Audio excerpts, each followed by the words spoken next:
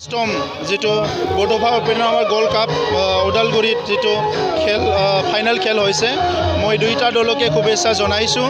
আৰু উদ্যোক্তাসকলক মই ধন্যবাদ জনাইছোঁ ইমান বছৰে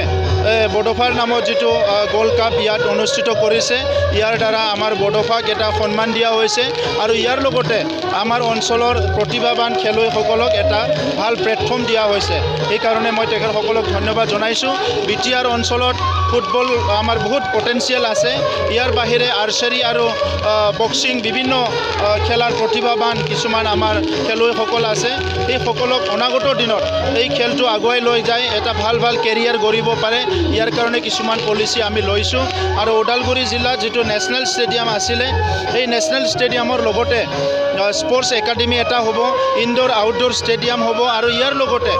হোষ্টেল ফেচিলিটি থাকিব এনেকা এটা সুন্দৰ প্ৰকল্প